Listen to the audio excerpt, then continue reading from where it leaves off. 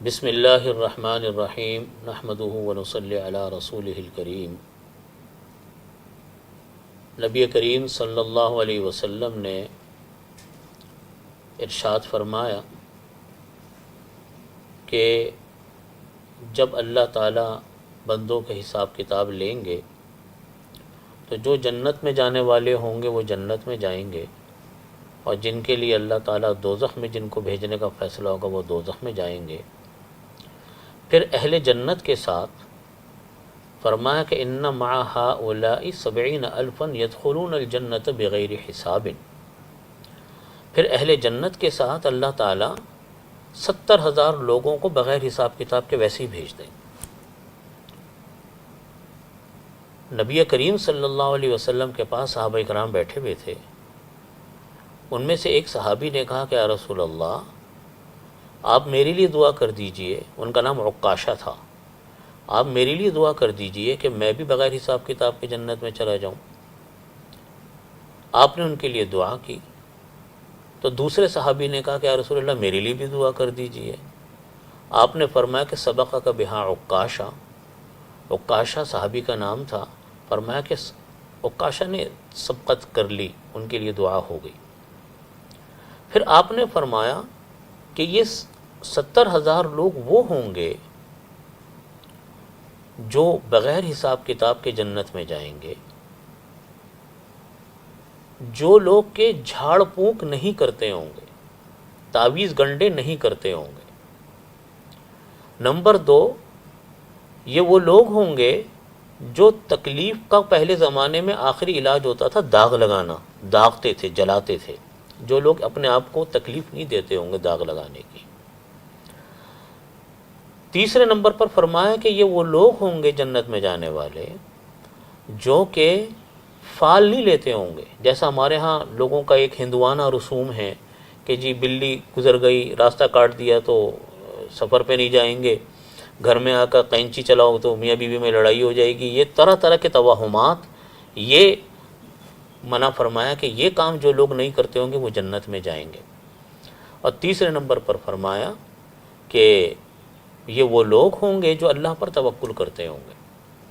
حضرات محدثین یہ فرماتے ہیں کہ 70,000 سے مراد 70,000 انسان نہیں ہے، بلکہ اس سے مراد بڑی تعداد کو بتانا ہے۔ جیسا ہم اردو میں کہتے ہیں کہ جی 10 آدمی ایسے تھے، ہزاروں آدمی ایسے تھے، اس سے مراد 1000 کا عدد نہیں ہوتا، اس سے مراد کسی کی ایک بڑی جماعت کو بتانا ہوتا ہے۔ تو مطلب یہ ہے نبی کریم صلی اللہ علیہ وسلم کا جو حضرات محدثین بتاتے ہیں کہ اس 70,000 سے مراد ہے ہزاروں انسان جو ہیں وہ ہوں گے جو اس طرح بغیر حساب کتاب کے جنت میں جائیں گے جن کے اندر یہ 4 صفات ہوں گی۔ نمبر 1، تعویذ گنڈے نہیں کرتے ہوں گے۔ نمبر 2، داغ نہیں لگاتے ہوں گے علاج کے لیے، جلاتے نہیں ہوں گے اپنے جسم کو۔ نمبر 3، فال نہیں لیتے ہوں گے جیسے ہندوانہ رسومات ہیں۔ نمبر 4، اللہ پر توکل کرتے ہوں۔ میں آج اپنے موضوع کو صرف تعویذ گنڈوں کی حد تک محدود رکھنا چاہتا ہوں کہ میں جس چیز کو بیان کرنے جا رہا ہوں، چونکہ آج کل ہمارے ہاں پورے ماحول میں، معاشرے میں تعویذ گنڈے کا ایک عام رواج ہے۔ ایک بڑی تعداد وہ ہے جو عاملوں کے پاس جا رہی ہے اور طرح طرح کے علاج معالجے ان سے کرواتے ہیں۔ ہمارے ہاں تو یہ ماحول ہو گیا کہ ہر چیز کا لوگ تعویذ مانگتے ہیں، ہر چیز کا تعویذ مانگتے ہیں۔ ملازمت نہیں مل رہی تو تعویذ دے دیجئے، اولاد نہیں ہو رہی تو تعویذ دے دیجئے، اور فلانا مسئلہ ہو گیا تو تعویذ دے دیجئے، سستی ہو رہی ہے تو تعویذ دے دیجئے۔ ہر چیز کا حل ان کے پاس تعویذ ہے۔ اس بارے میں ہمیں اسلام کی تعلیمات سمجھنے کی ضرورت ہے کہ اسلام ہمیں تعویذ گنڈوں کے بارے میں تعلیم کیا دیتا ہے۔ یاد رکھیے ہمارے اس معاشرے میں 2 طرح کے انسان ہیں۔ ایک بہت بڑا طبقہ وہ ہے جو افراط میں مبتلا ہے، بہت زیادہ آگے بڑھ چکا ہے، اور ایک بہت بڑا طبقہ وہ ہے جو بالکل نیچے جا چکا ہے۔ بہت سارے لوگ اس کو شرک کہتے ہیں کہ حرام ہے، شرک ہے۔ بہت سارے لوگ اتنا زیادہ منہمک ہو گئے اس کام میں، تعویذ گنڈوں کے کام میں، کہ وہ خود کام کرنا ہی چھوڑ دیا، چاہتے ہیں کہ سارے کام تعویذ گنڈوں جھاڑ پھونک سے ہوتا رہے۔ یہ دونوں 2 انتہائیں ہیں۔ نبی کریم صلی اللہ علیہ وسلم نے دعائیں بھی سکھلائیں، تعویذ بھی کیا، اور نبی کریم صلی اللہ علیہ وسلم نے ہمیں اس کے بارے میں کیا تعلیم دی، میں اس کے بارے میں تھوڑی سی بات آپ کو بتاتا ہوں۔ جو حضرات اس کو بالکل غلط کہتے ہیں کہ بالکل غلط ہے، وہ ایک حدیث شریف کا حوالہ دیتے ہیں، اور آپ صلی اللہ علیہ وسلم نے یوں فرمایا کہ ان التمائم، کہ جو تمائم ہوتے ہیں، والتولہ، اور اسی طریقے سے جو یہ طرح طرح کے گلوں میں تعویذ ڈالے جاتے ہیں، ان کے بارے میں فرمایا کہ یہ شرک ہے۔ ہمارے ہاں اردو میں اس کا صحیح ترجمہ ہم کرتے نہیں ہیں۔ تمیمہ اصل میں تعویذ کو نہیں کہتے، بلکہ پہلے زمانے میں گلوں میں ایک رسی ڈالی جاتی تھی، ان کے اندر سیپیاں ڈالی جاتی تھیں، ان سیپیوں کے جو گھنٹل ہوتی تھی اس کے اوپر وہ جھاڑ پھونک کیا کرتے تھے پہلے زمانے میں۔ تو آپ صلی اللہ علیہ وسلم نے جس جھاڑ پھونک کو منع کیا، اس کی دو شرطیں ہیں جس کو منع کیا گیا، اور جو پہلے زمانے میں بہت اس کا رواج تھا، آج بھی بہت سارے ہمارے ہاں لوگ اس کام کو کرتے ہیں۔ نمبر ایک کہ وہ پہلے کچھ منتر ہوتے تھے، کچھ دعائیں نہیں، منتر، کچھ ایسے الفاظ ہوتے تھے جس کا مطلب کسی کو پتہ نہیں ہوتا تھا، وہ ان کے اوپر دم کرتے تھے، اور دم کرنے کے بعد وہ استعمال کرتے تھے۔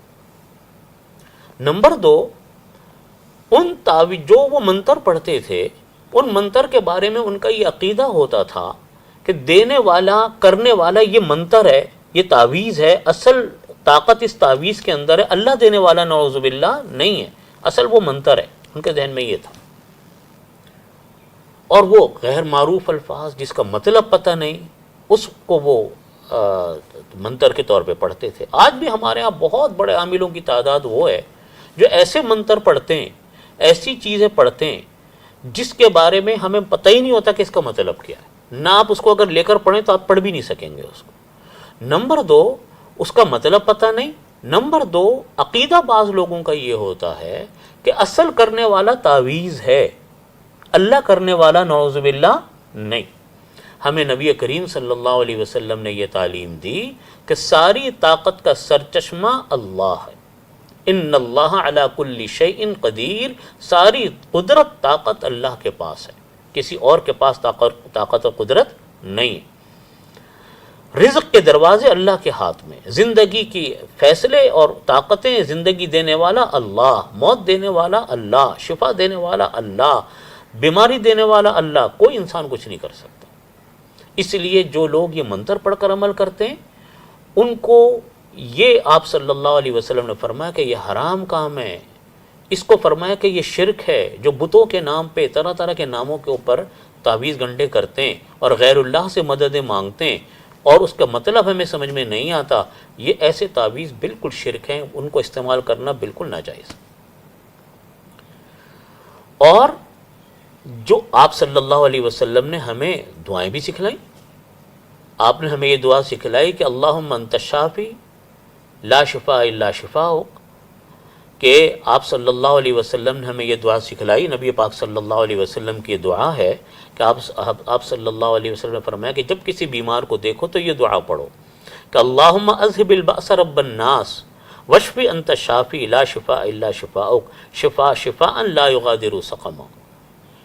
یہ آپ صلی اللہ علیہ وسلم نے فرمایا کہ جب کوئی انسان کو، بیمار کو دیکھو تو یہ دعا پڑھو، یہ دعا سکھلائی، تو یہ دعا ہمیں پڑھنی چاہیے۔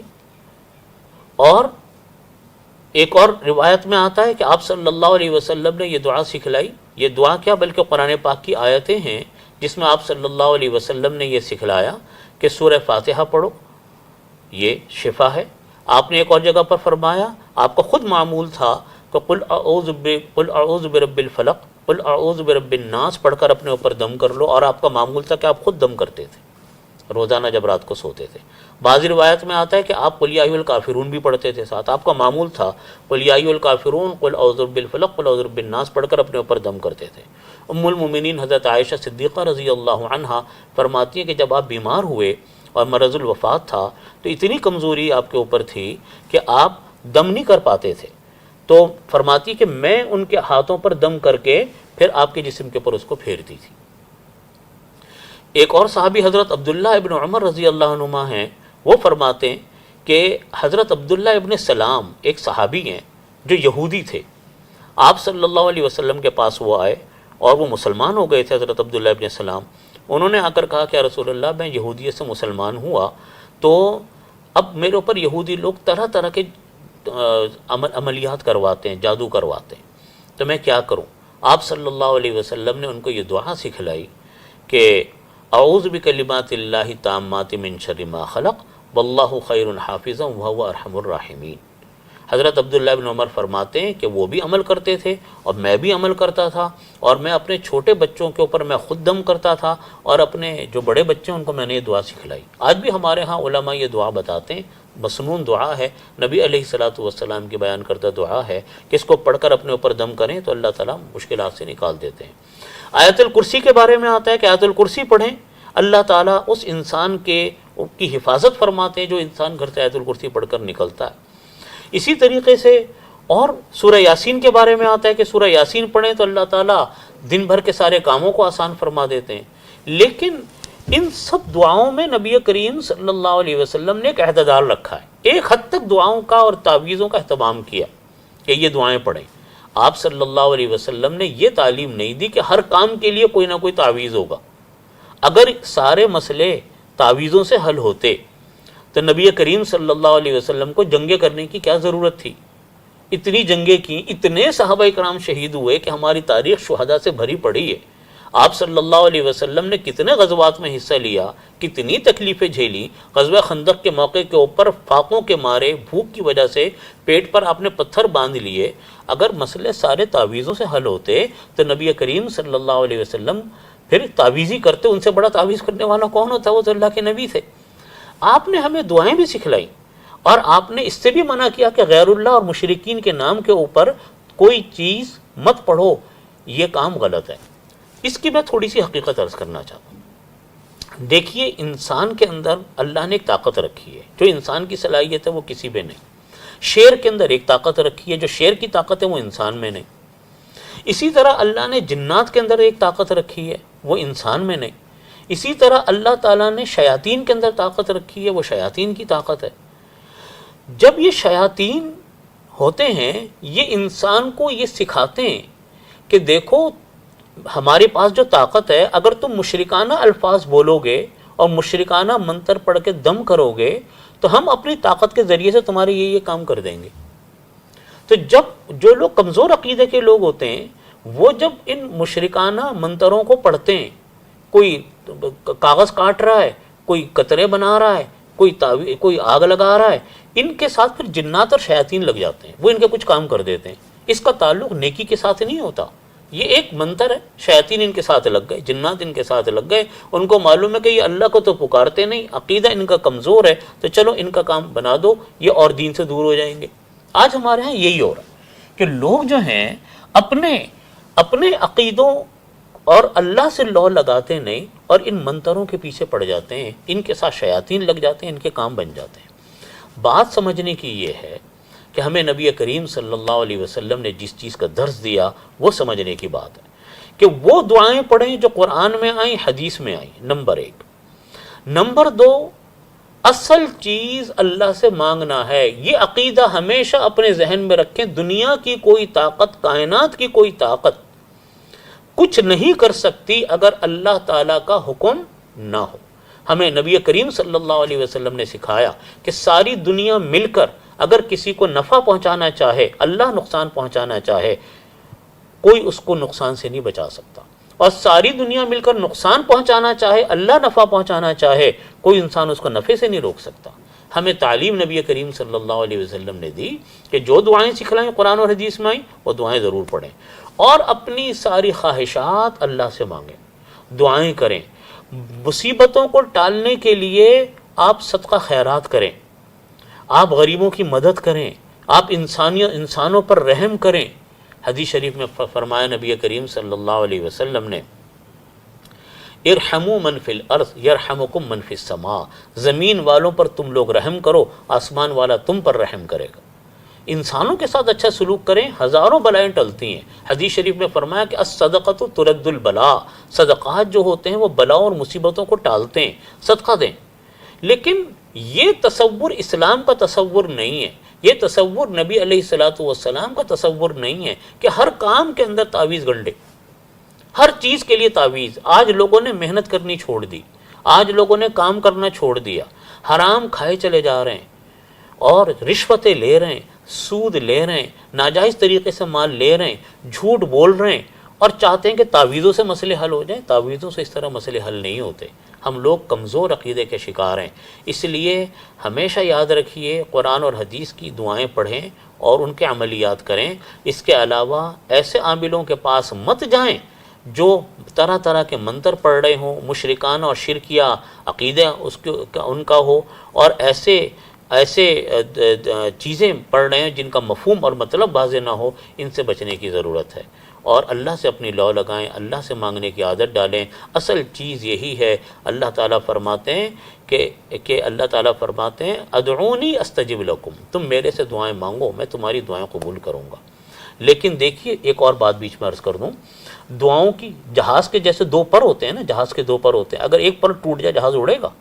پرندے کے دو پر ہوتے ہیں، کیا پرندے کا اگر ایک پر کٹ جائے تو کیا پرندہ اڑے گا؟ نہیں۔ اسی طرح دعاؤں کے بھی دو پر ہیں، دعاؤں کے دو پر ہیں۔ ہم کہتے ہیں ہماری دعائیں قبول نہیں ہوتی، دعاؤں کے اگر دونوں پر سلامت ہوں گے نا تو اللہ کی بارگاہ میں دعا پہنچتی ہے۔ نمبر 1 عقل حلال، نمبر 2 صدق مقال۔ عقل حلال کا مطلب ہے آمدنی حلال ہو، حرام آمدنی ہوگی اللہ دعائیں قبول نہیں کرتے، پھر تو مصیبتیں آتی ہیں۔ نمبر 2 بات سچی کرے، صدق مقال کے معنی ہوتے ہیں سچی بات کرے۔ یہ دعاؤں کے دو پر ہیں، جب یہ دو پر دعاؤں کے لگیں گے، حلال آمدنی ہوگی، سچی بات ہوگی، اللہ تعالیٰ اس دعا کو ضرور قبول کرتے ہیں۔ ہم کوئی کام نہیں کرتے، نہ اللہ سے مانگتے ہیں، نہ صدقہ خیرات کرتے ہیں، نہ حرام آمدنیوں سے بچتے ہیں، نہ فسق و فجور سے بچتے ہیں، اور چاہتے ہیں تعویذ گنڈوں سے مسئلے حل ہو جائیں۔ نتیجہ یہ ہوتا ہے کہ ہم ایسے عاملوں کے شکار ہو جاتے ہیں جن عاملوں کے پاس سوائے ان منتروں کے جو مشرکانہ منتر ہیں، جن کے پاس جنات اور شیاطین طرح طرح کے لگے ہوئے ہیں، ان سے ہمیشہ نقصان ہونے کا ڈر ہوتا ہے۔ حدیث شریف میں اسی لیے سحر اور جادو کو منع فرمایا۔ بعض لوگ یہ کرتے ہیں کہ جی انڈے پر کوئی عمل کر لیا ہے نا، جی کسی نے چھری سے یہ کاٹ کر دی، یہ ان کے اپنے طور طریقے ہیں، اس کا قرآن اور حدیث سے کوئی تعلق نہیں ہے، یہ قرآن اور حدیث کے عملیات نہیں ہیں، یہ ان کے اپنے تجربات کے عملیات ہیں۔ لیکن میں پھر یہ بات عرض کرتا ہوں کہ اگر وہ چھری سے یا انڈوں سے کوئی عمل کر رہے ہیں اور قرآن اور حدیث کی کوئی دعا پڑھ کے کر رہے ہیں تو چلو پھر بھی ایک بات ہے۔ لیکن اگر وہ ایسے منتر ہیں جن منتر کا مطلب واضح معلوم نہیں، اور وہ مشرکانہ منتر ہیں، اور وہ مشرکانہ عقیدے کے ساتھ ہیں کہ اصل کرنے والا یہ تعویذ ہے، اصل کرنے والے یہ چیزیں ہیں، تو یاد رکھیے یہ شرک ہے، یہ حرام ہے، یہ ناجائز ہے۔